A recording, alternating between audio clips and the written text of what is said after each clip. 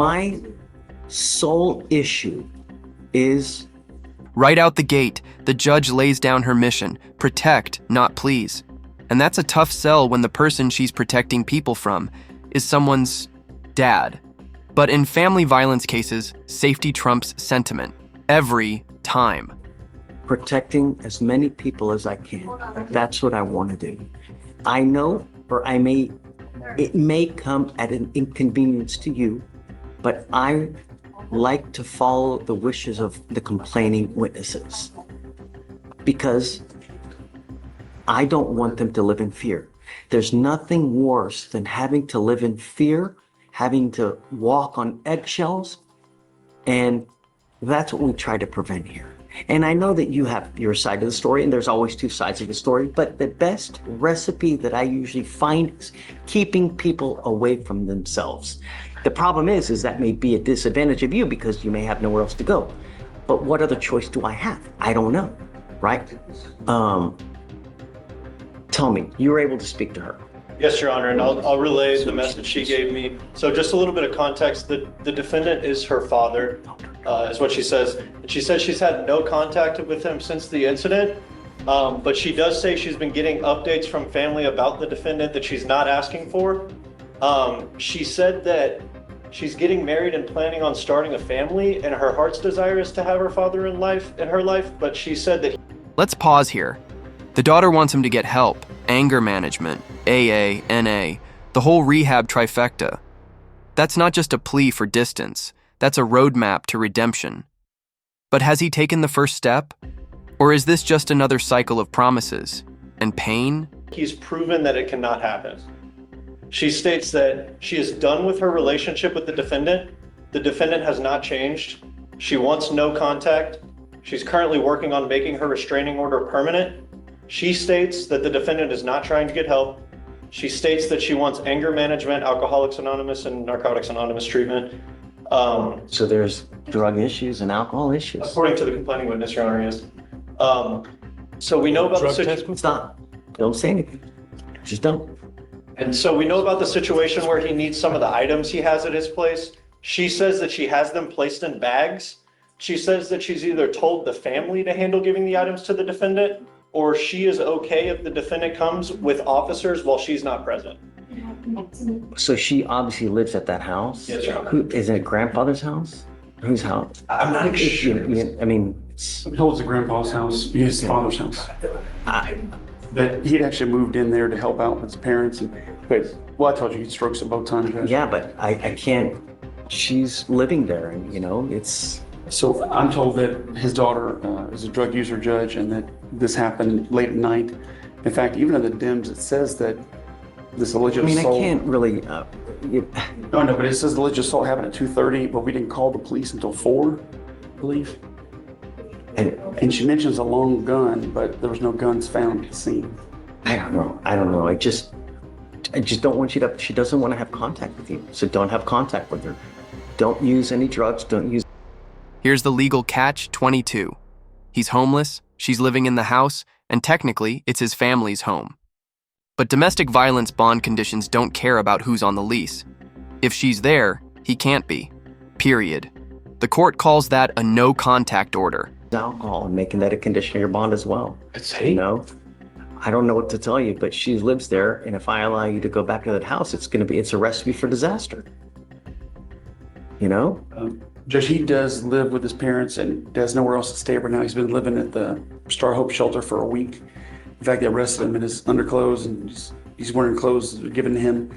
Well, like you said, he can go back and get the stuff. He's got to go with an officer, and at a time that she's not going to be there. I guess we could work that out. His ID and cell phone, all that are at the house, and they can't get that. She has it in bags ready to give to him. You know what? Also do this. If you want to, we can roll this to tomorrow, but will you also reach out to, I guess, the homeowner and get their opinion? Are they okay with him coming back? Perhaps you can get their side as well and see what they say. So we get like a neutral and detached person to see, is this because he obviously wants to go back to the house? We know that she doesn't, but The problem is that if I let you go back to this house, you will invariably at one point or the other, you're going to run into her, and it's going to be disastrous because it always is, and then you're going to end up back in jail. You're out because we gave you a free bond right now. You need to understand that if you go back, you probably have no one in this world that's going to pony up 5,000 to 10,000 to get you out. That right there, that's a legal mic drop. The judge isn't just talking consequences, she's painting a picture of rock bottom. No bond, no backup, no second chances. This is the moment where defendants realize court isn't playing pretend. You will be stuck like Chuck. You need to consider these things when you're out there. I'm not asking much from you. I just don't want you to have contact with this person. And don't have any weapons and don't use. That's all I'm asking. You want to roll this tomorrow to see if there is perhaps a way that they could kind of separate, kind of bifurcate the house, so to speak? Again, is your father able to answer the call if they call and talk to him? No, Well, look, I don't want you guys to talk here. Let's do this. Let's roll it to tomorrow. See, do you mind reaching out? Is there a possible way to kind of divide the house in half or is there like a garage apartment or is there like a shed or something that he could stay at? I don't know, but that's how I've been living. So you're separate from her?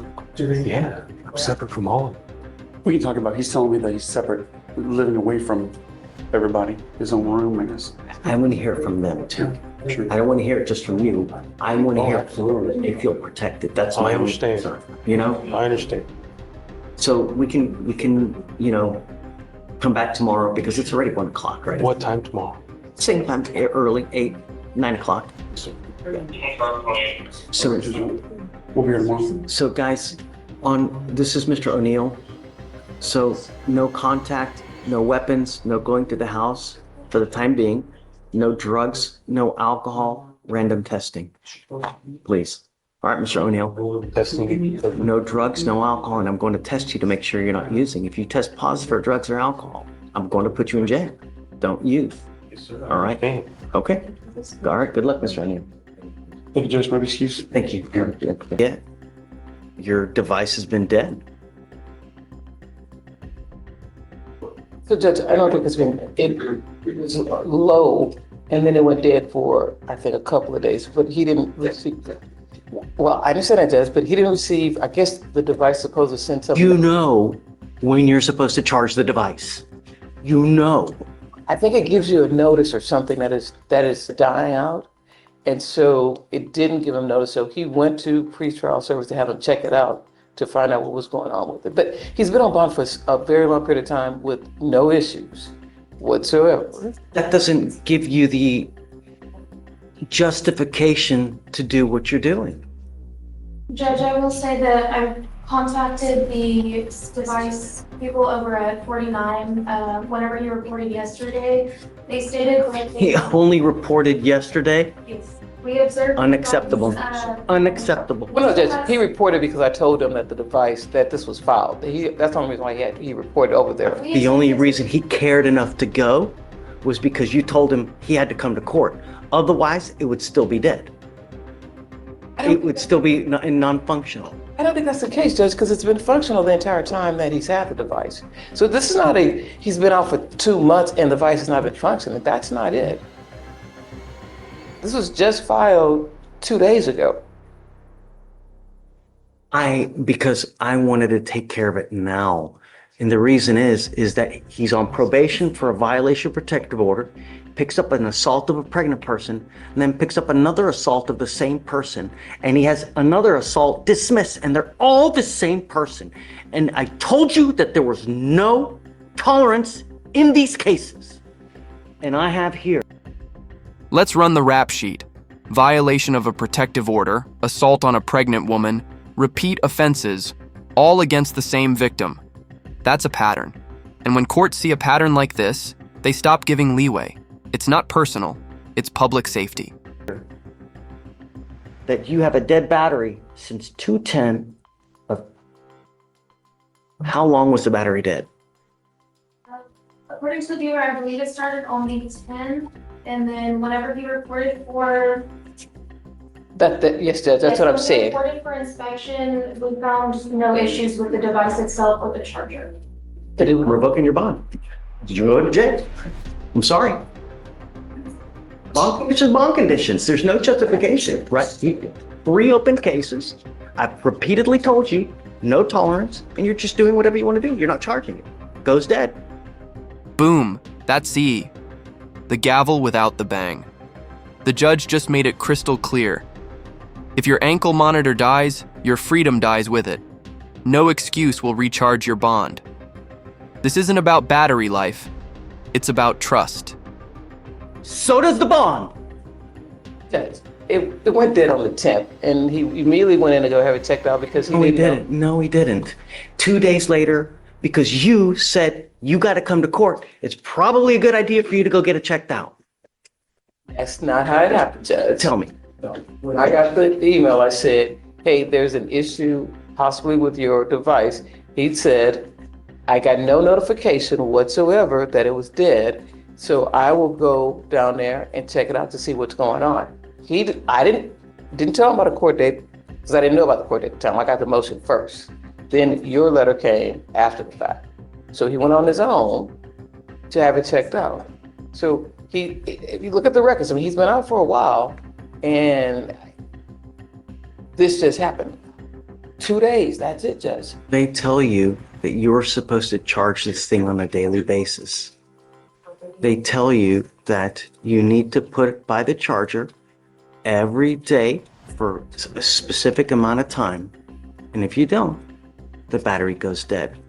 So you know what you're supposed to do. I understand that, Judge, but also if the court remembers that he is also keeping a newborn baby, so maybe he put it in. That's And he was tired. I mean, it's been dead for 2 days. it's only been there for 1 day, I believe, Judge, because he went on the 11th, I believe. Today's the 14th. No, she said yesterday he went. Today's the 14th. That's the There's 13th. 14th, I'm sorry, that was the 12th. I don't know why I thought it was the 13th. So when did he go? The 12th. No, the battery goes dead on the 12th. When did he go to pretrial? He went to pretrial on the 12th, Judge. His battery went dead on the 10th. Oh, I'm sorry. Okay, battery goes dead on the 10th. Goes to pretrial on the 12th. So he's without a device 2 days. I'm sorry. Goes with you. Just not getting it. I don't know what to tell you, Ms. Jewett, right? There's just no justification. I have 4 kids. You know, it'll take me 2 minutes to put them in front of an iPad for me to go do what I need to do, to go wash the dishes, to go take the dog out, to change the litter. Well, I understand, Judge, but I mean, There's no excuse. You've got 3 open, very serious cases. And I told him at the outset when you picked up the last violation of protective order, there's no talk. I mean, you must comply strictly. And he's just not doing it. just gonna just reset it for reconsideration on this bond, maybe 2 weeks, a month. So here's the deal. You were right. These cases are ripe. They're old. And it's time to do something with them because the thing is, and what I've experienced is that when we take too long with cases, something invariably happens. You know,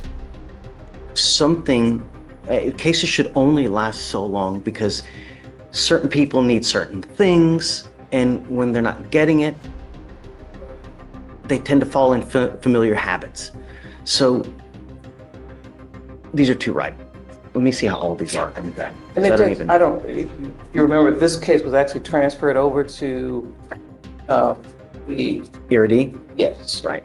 Now I'm gonna keep it now, just because it's just too much drama. So the violation case is 256 days old. The new violation case is 136 days old. Is discovery complete in both cases, please? Yes, one from, sorry, last name Newest case is discovery complete. correct? Yes, and Judge, if you remember, you may not remember, but this is the case where the wife is saying that what occurred is not really what occurred.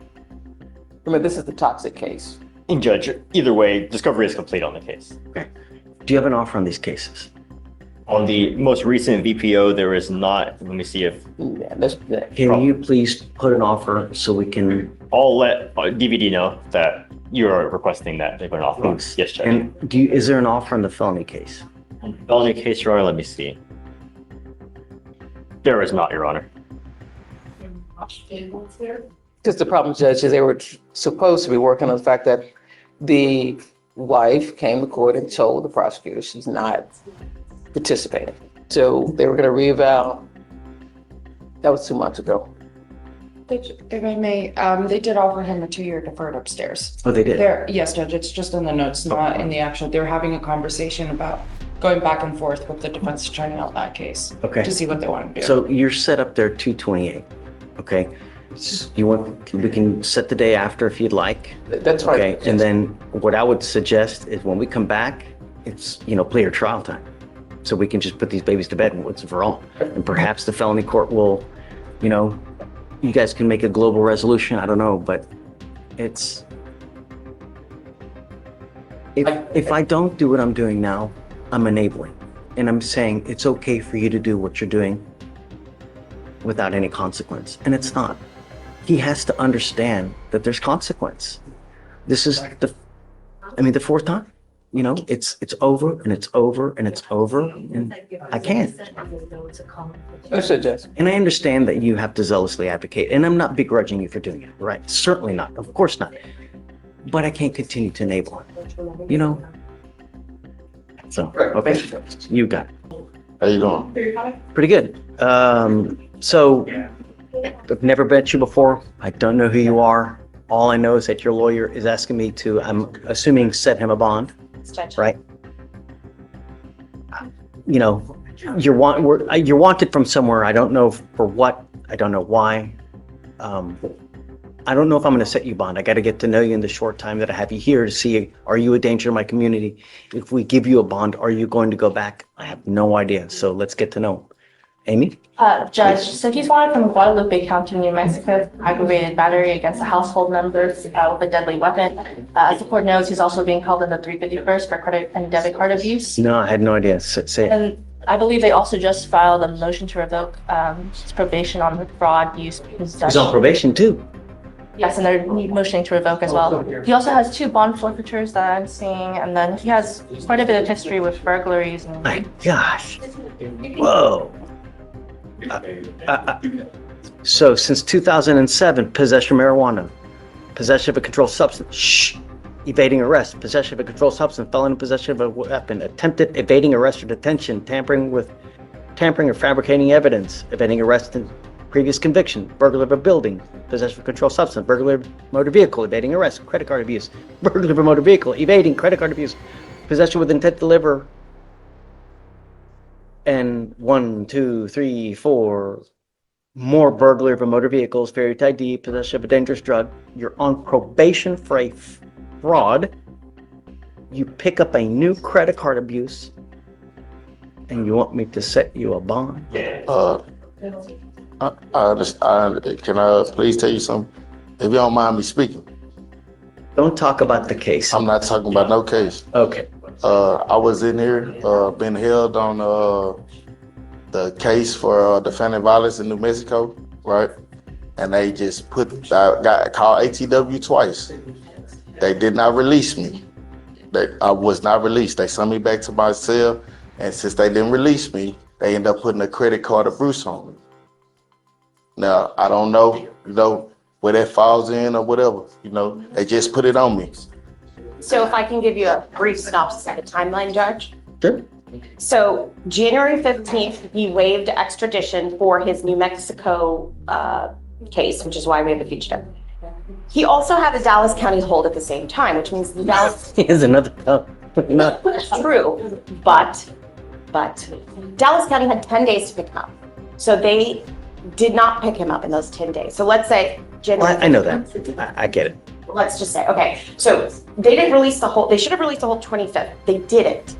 What they did is instead, 3 days later. Talking the Dallas County hold. Dallas County hold. So what should have happened is that on the 25th, they released the Dallas County hold, which at that moment, there was no locals or anything pending, and they should have started the timeline for New Mexico to come pick him up.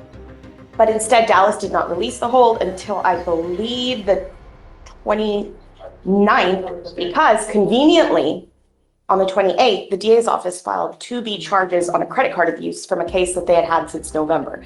So it just, December.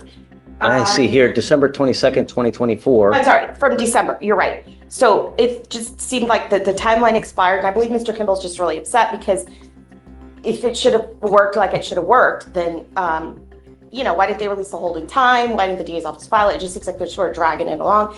I understand that he does not have a bond on his felony cases, and they did file the MRP. He has an attorney there who is gonna be requesting to set a bond there.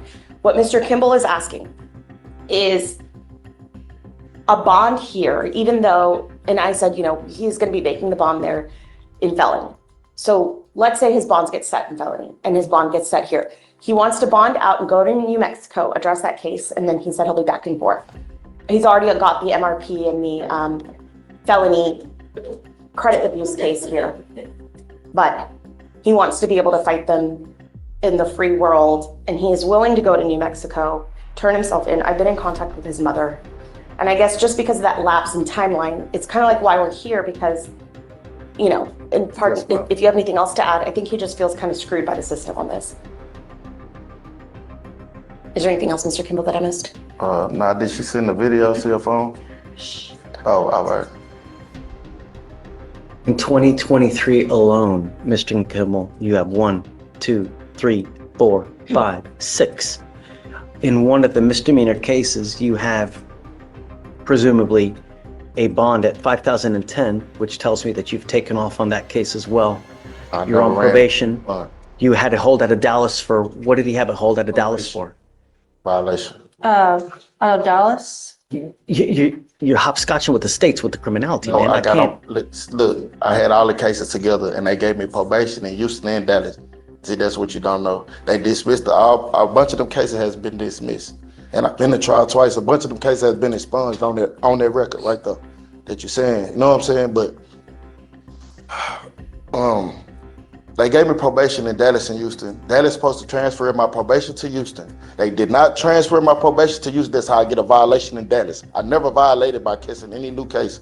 The only time I caught a case is when for the New Mexico, say something happened in a family violence 2024. I never even been to New Mexico. The girl wrote a statement on me saying that I violated whatever. I understand. I know I don't supposed to tell you nothing, but I got videos. She's saying everything that she said is a lie. I don't even supposed to be having the case for I wouldn't even be supposed to come to jail for that case.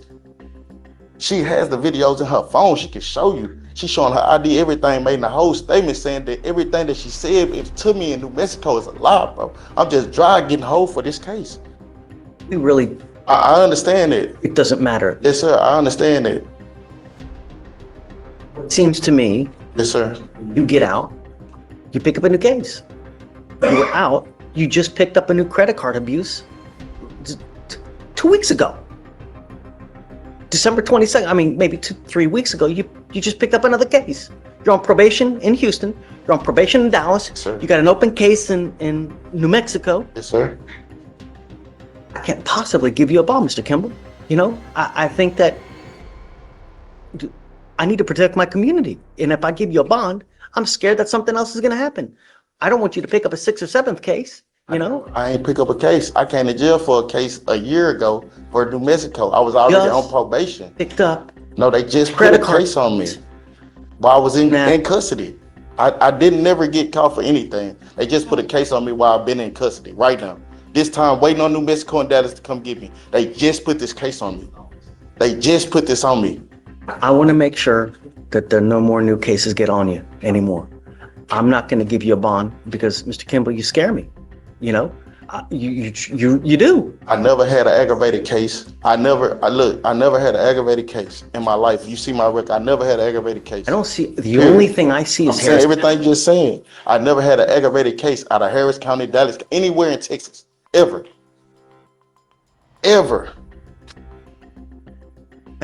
I believe you, but it's just way too much baggage, dude.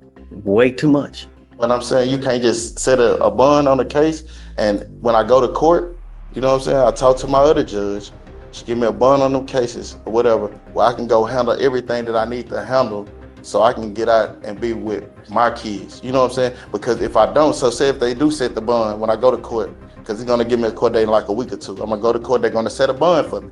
So they set a bond. Now I gotta come back to your courtroom again for you to say, oh, well, I'm not gonna give you a bond or whatever. They got 14 days to come get me. When actually I really supposed to already been gone to either Dallas or New Mexico, because they called me ATW twice and they said they was not going to come get me. And we called to New Mexico. New Mexico said they didn't have any knowledge of me even being in jail on their warrant. Is New Mexico, have they stated that they're going to come get him? Our indication at this time is that they want him, Judge. Okay, they're going to come get you.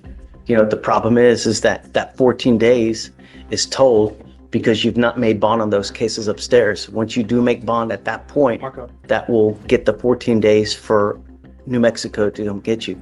But Mr. Kimball, you've got a ton of priors. You're on probation in two different counties. You got to, okay, regardless, it's too much baggage. I'm not going to give you a bond. You scare me, dude.